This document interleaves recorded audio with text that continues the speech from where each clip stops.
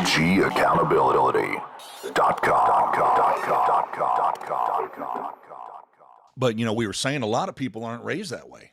A lot of people weren't taught communication skills, correct communication skills. And if you take somebody that grew up in a home that has a parent that is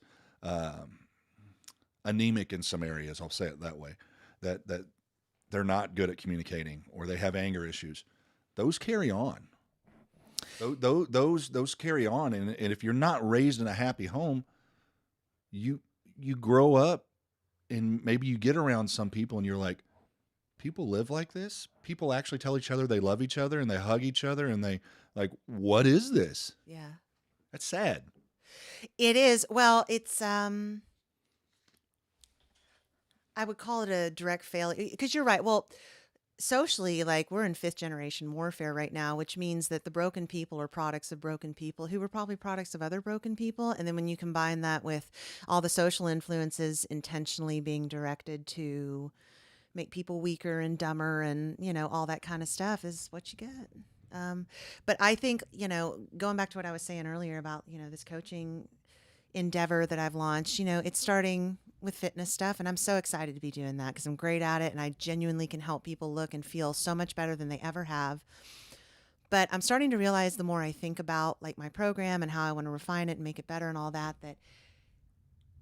it requires many different spheres. Like I did not start becoming happy and feeling healthy and feeling fulfilled and spiritual and alive and all of these things until I addressed a lot of areas. It's sleep. Sleep is huge. People don't get enough sleep. It is allowing yourself to feel and do shadow work and clear out all this trauma and blockage that everybody has because it's been inflicted on us on purpose. But everybody has it and you can work through it. But it's also, getting this crap out of your system, getting seed oils and getting all of this processed garbage and sugar and stuff out of your system. You will not feel better until you start feeding your machine better. You just won't, no matter what else you do. And moving, because moving and exercise and all that I have become convinced that it is essential for your mental health. Like, period. You cannot be mentally healthy without it. And so without all of those things, I don't think you really even have a chance. And a lot of people don't have any of those things. This is going to kind of tie back and circle around to what we've been, the topic. Do you know who Martin Ford is? Sounds familiar. I think he's like 6'8". He's a strong man, big guy. He's tattooed from his head. I mean, they call him. Wouldn't want to fight the guy. No, he's a beast. I mean, but he's a super nice guy. Oh wow. But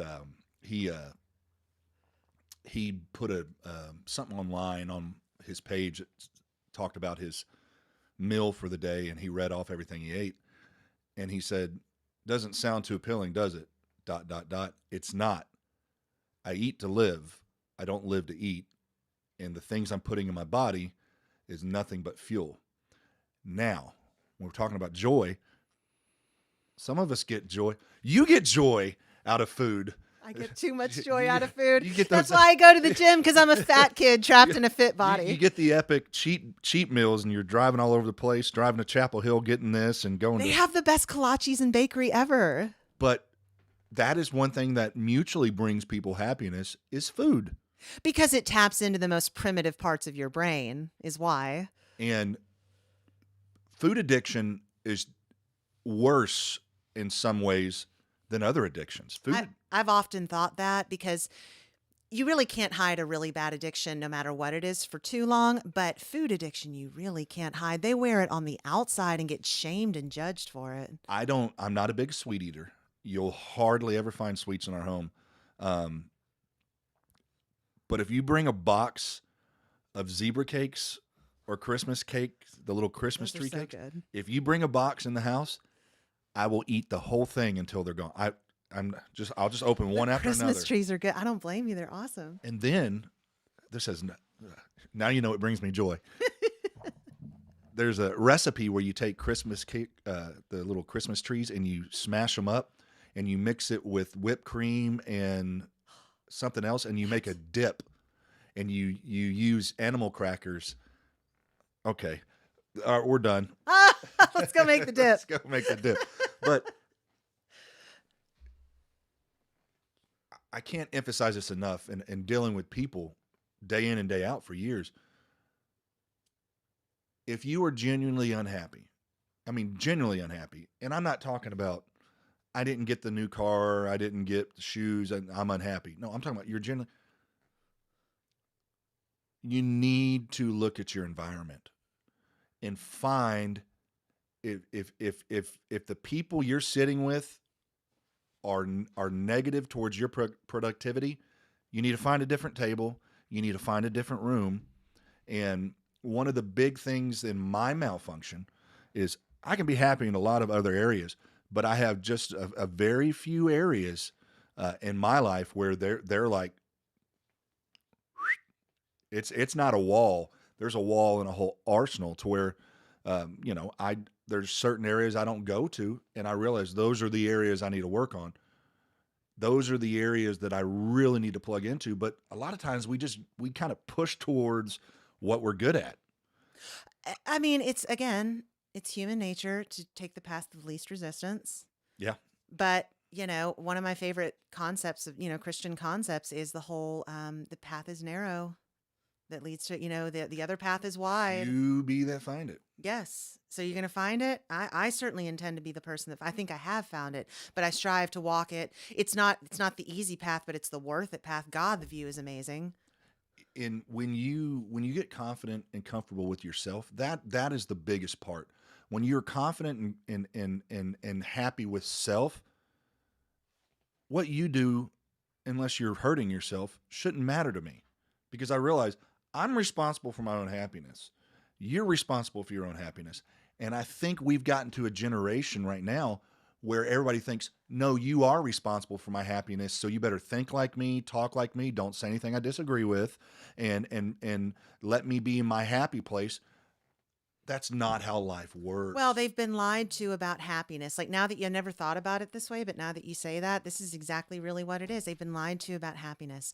They've been told, whether directly or indirectly, but I think it's been planted very deeply in their heads, that happiness means this identity. Happiness means, belonging to this group.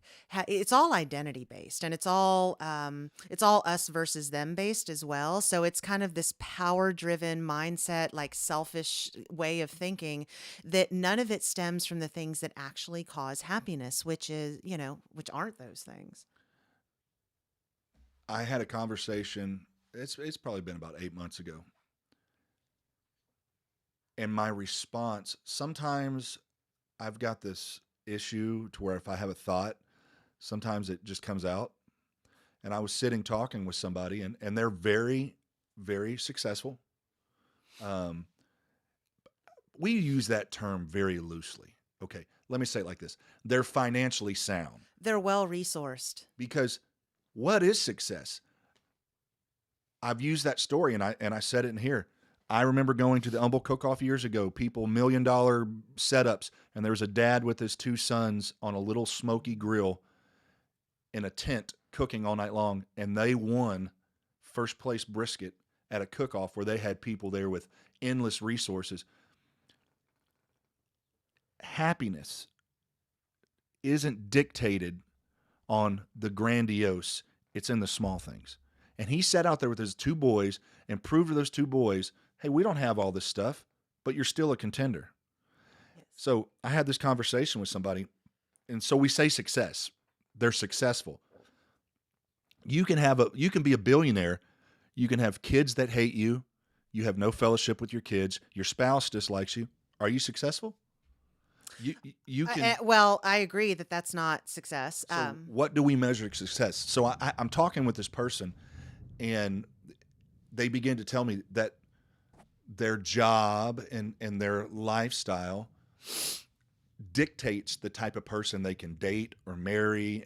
And I just looked at them and said, that's the saddest thing I've ever heard. I think a person that thinks like that has been wrapped up in the idea that stuff equals happiness, which it doesn't. I will say this: I feel like I'm really fortunate in this regard, because I think I've been given a perspective that a lot of people don't have. I have seen the bottom of the bottom when it comes to poverty, and when it comes to having nothing, and when it comes to just, I mean, I've seen the bottom of it. I've also seen, the inside of a private jet many times. I have seen wealth and splendor and extravagance like you would not believe. I have seen everything in between. I know for a fact, because I've seen it and I've experienced it. The limit so there's nuance here. Money can't buy happiness. There's nuance here. If you can't have your basic needs met, food, a roof over your head, all that stuff, money sure can buy happiness, and don't pretend like it can't. Oh, absolutely. But it's really not money that's buying you happiness. But in that regard, it is true that money can buy you happiness. However, that is the limit to the happiness that money can buy you, is feeling like your basic needs are met. If your basic needs are met, that's the limit that it will provide you happiness.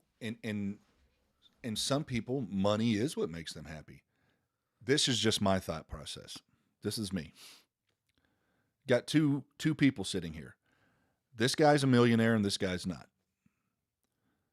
In some instances, people will look at the millionaire and like he's smart, and the guy sitting across from him could be 10 times smarter than he is, be a doctorate, written books, travel the world, and taught. But because somebody has a stack of paper, they think, oh, well, that makes them special and important. I agree. And I think that also goes back, again, addressing humanness, to a very primitive part of our limbic system and just our brains where resources equal safety. And so I think that our caveman, like our lizard brain, just kind of like resources, safety, cave over there. So I think that there's, a primitive response that's responsible for that, but you're totally right. And it also, I was just having this conversation with somebody about, we were using professional athletes as an example. There's lots of professional athletes that are smart guys, go on to have great lives and, careers and stuff.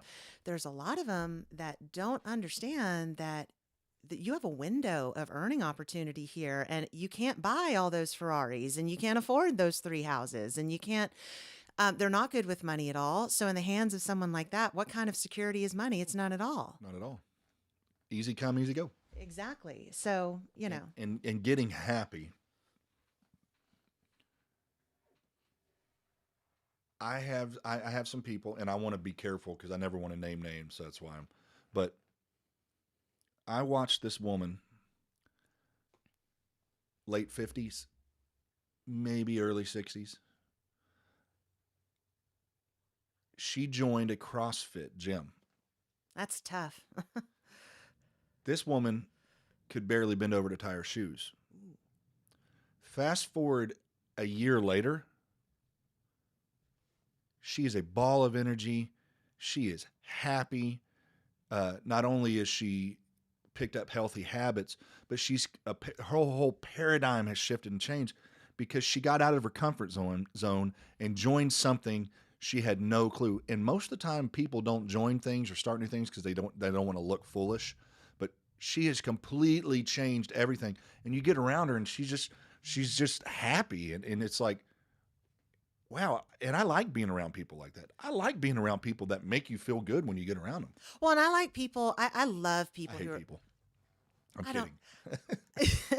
I love people who are brave. I think that's the most proud thing I am about myself is I am very brave. I was just thinking about that yesterday, and I'm so proud of that, that quality in myself. And I've noticed that I really admire it in other people as well. And you're right. I think a lot of people don't want to look stupid, so they won't do something. But this is a good example. This is a confession of a gym person. I am at the gym all the time. I'm, 6 days a week. I'm training most of the time. And I go to Legend Barbell out in Oak Ridge North, which is fantastic. It's a great gym. But, it's kind of a neighborhood gym. I love the culture that he's created in there. It's great music, speakers all over the place. You don't have to wear headphones. You can talk to people. And there's all sorts of different kinds of people there, which is great. That's why it's a great place. But I am telling you, all these people that don't go to the gym because they think they're going to get judged, I think the people that I want to go get to know and that I'm just far away impressed by more than anybody else at that gym are the people I see come in who are overweight, pretty overweight. And you can tell that they're there at the very starting line.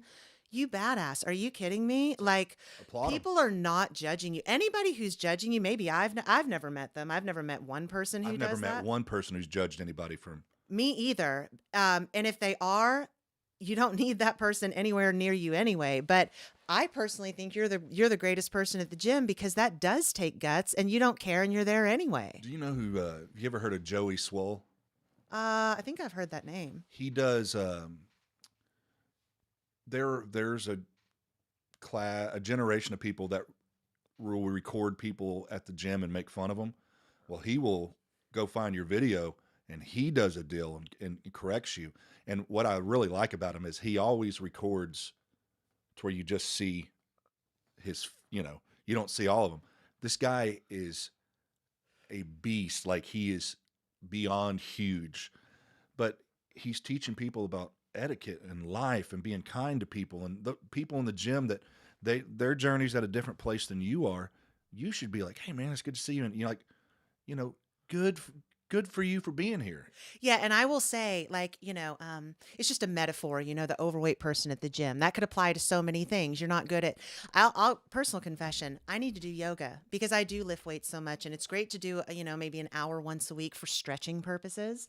And I don't do it because I'm not good at it. I'm strong, but I'm not flexible. So I don't want to do it, and I'm not good at it, but I need to be. And I will say this. That's a good example, and I will. It's on my personal to-do list to start doing that. But I've noticed through doing that in many other areas of my life in the past that it's one of these magical things in life. We live in a magical world. God loves you. Like, if you seek out good things, they're seeking you as well. If you step foot on a journey that maybe is intimidating, but your heart knows that's where you need to be, doors will open for you. Like, you will see divine, like, guidance, whatever you want to call it, in your life, like you won't believe. It just requires you taking a first step. And if you do that, I promise, if people will take, I think Peyton and I have started this. Have you ever heard of the rule of 18? I don't think so. If you will 18 minutes a day work on a skill. We started with juggling. I can't do that. I can, because of the 18 minutes a day now. I bet you're fun at parties. I can juggle. Yeah. But I really did it just to have something, to do with my daughter. But if you will take 18 minutes a day, I can't remember if it's 5 days a week or 7 days a week, but just 18 minutes a day and work on a skill, in 1 year's time, that is 100 hours that you have put into that skill. And I got this off of I can't remember what website it was, but what specialists say, that you are 95% greater at that skill than everybody in the whole world, if you'll just put 18 minutes a day towards it. I believe that. So we started with juggling. And you know what? At first, like Peyton, really it was just 18 minutes of chasing the balls around the room, because now she can sit there with one hand and sit there and juggle with one hand. And the first time she did it, she was so stinking. She's like, Dad. I'm like, you're seeing the fruit of your labor. If you'll stick with it, and I know we're talking about the gym, but other things, if you will just push through those just difficult times and stick with it, the only person that is going to be guaranteeing your happiness in life is you. Yeah, now that we've had this kind of conversation, I think you can narrow down actual happiness to two things. It's the appreciation for applying yourself in some way like that. Like, you have to apply yourself and be willing to sit through uncomfortableness. And it's an appreciation for delayed gratification. Yeah. It's not screens. It's not pills. It's not No. dope. It's not, it's not. Those instant things are masks for. And you hit something. There is a big theme with people. Sleeping. Good sleep makes people happy. It does. That's another primitive limbic thing in your brain that it doesn't matter. Like, I hear stories about guys like Trump, and there's other like big, like powerhouse business people that they claim, and I believe them, but that they only sleep like 4 or 5 hours a night, and they've done that for decades. I don't know how you function personally, but You wouldn't want me with the nuclear codes. No. Sleeping 4 hours a night. I have to get at least 7 hours, or I'm just not. I feel very upset that I didn't get enough sleep.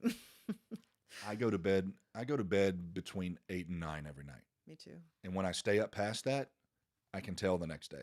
Well, I will say, like when I first got sober, 12 years ago, one of the things I did in the very beginning that I'm convinced at this point, like led me to being successful and like was the opening to like everything else in my life becoming wonderful and better was developing a routine and really carpe dieming the mornings. Like I would go to bed early. I had a bedtime, like period. I would make sure I got 8 hours of sleep, and I was up at like 5 a.m. and I would catch a 5:30 a.m. spin class because I had determined that that was the best way to start my day early. This crazy fasted cardio class at the beginning of the day, and then my endorphins, like it's all done, and my endorphins are firing, and let's go. And that was I can't there is no better way to start your day than that. And even if you don't want to do a crazy cardio class, like waking up early, it will change you. Like if you do that repeatedly. So we're out of that mode now, but the first chill, the first cold front that comes through, we finally get a little cooler weather. Every morning, I sit on my front porch and I have a cup of coffee, whether it's 5 a.m., 5:30, uh, or I'll get in the hot tub. But every morning, I will sit there and just take at least 20 minutes and just That's great. and look at my day and plan out. And I spend a lot of time in front of a computer. I spend a lot of time behind a piano, and I'll go through. I'm kind of in that phase right now where I feel a little depressed. I'm like, man, I can't sit in front of this piano anymore. And then fast forward 3 weeks from now, and I'll be like, I can't believe I get to sit in front of this piano. This is amazing. And but I got to go through that low time to appreciate that other time. Now I could go in there and I can make me a double, or I can take a pill or something like that, and be, well, okay, now it's good. No, it's not. I'm denying my real feeling and my real thought. Yes. I'm trying to change the way my mind's thinking, and your body's not stupid. Well, addiction is about wanting to change the way that you feel. Yes. It is. Now we need a pill that will control what other people think and say, and life would be perfect. It would be perfect, wouldn't it? It's like the eternal struggle, Oh, getting people to do what you want them to do. I think they're. I think they probably are trying to come out with something like that. But They probably are. we happiness is not. I have a friend of mine. Their kid just uh, got engaged, and when I heard the backstory that basically the girl he was asking to marry her, everything had to be perfect. I need to know when you're going to ask me, where you're going to ask me, what type of photographer we're going to have, the lighting, all this stuff. And I'm like, She's that's missing not. the whole point Well, it's of all this. it's all for people that don't matter. It's all for Instagram and people that don't care about you. Yeah, but and you're going to marry this guy, but before I do, the lighting better be right. And when you ask me, we better have pictures. And I think I just did this, and I don't. Sometimes I like starting trouble, and um, I posted about people and the baby gender reveal things. That's The reason I said that, I was at the hardware store waiting for some paint to get mixed, and these two girls are, not women are back and forth, um, and they're talking about this one girl's woman, keep saying girl, daughter's gender. She's like, I've already spent like $400 on food, and she's wanting to do this, and I'm like, this is stupid. Somebody, you know, somebody did it, and then it suddenly caught on. Like, well, if we don't do this, then it's not important. If we don't do the gender, if we don't go into debt and spend all this money, I was like, take that $500 and go put it in a savings account for the baby. I have. It took me a lot longer than it should have to learn this the hard way. But I don't. A lot of people are like that. Most people are like that. I'm not like that, so it took me a long time to understand it. But it's just groupthink. It's I guess humanity is a herd species in a lot of ways. Like not everybody is. There's lone wolves in many respects that kind of do their own thing and are never really susceptible to all that mindless groupthink. But most people are. And I don't think they have the self-awareness sometimes to realize like how it makes them look. Like it makes you look fun and cute and like, I guess to the other group thinkers sometimes, but everybody else just kind of is just like kind of over it and like you're And missing the point of life here and like if you want to do those things, do those things. yeah, But but let's not make it the staple. This is what that somebody chimed in. They're like, or the prom proposals. Like, will you go to prom? You got people spending thousands of dollars to ask somebody to prom. Well, two things: A, who cares? But B, to the people that aren't doing all that great, does it make them feel less important? Like, well, they didn't rent a helicopter and put a sign out. Will you go to prom with me for me? They must not really like me. I mean, it's their money. They have the right to do it if They they have the right, want. but when you do things like that, people are caught up more in the look of the moment than the reality of the situation, and then set people up, and they go into real world situations, and they're like, "What's my first day on the job? Somebody's not here with air horns and balloons, and they're not going to record me walking into my job for the first day." No, nobody cares. Yeah, it's a lack of realistic expectations. And to genuine happiness doesn't come from eh, genuine happiness doesn't come from the way somebody can make me feel. If I am only happy by the way that you can make me feel, that is called oh my god, Codependency. codependency. That's what that's called. That's not called happiness. That means when you're not around, I'm not happy. It's probably a trauma bond of some sort. In spouses, different things. That's why I was talking with my buddy the other night. He's got his hobbies. His wife has her hobbies. They have to do their own thing in order not to kill each other most of the time, to ensure their own happiness. He's like, but I don't want her to come do my hobbies with me. It's my hobby. It's my getaway. And she doesn't want me to come do, everybody's got to find their niche in life that makes them happy. And if you are in a position, especially if you're dealing with a spouse, and you only find your happiness in your spouse, you lost your identity somewhere. Or you just never had one to begin with. Or you never had one to begin with. That's powerful.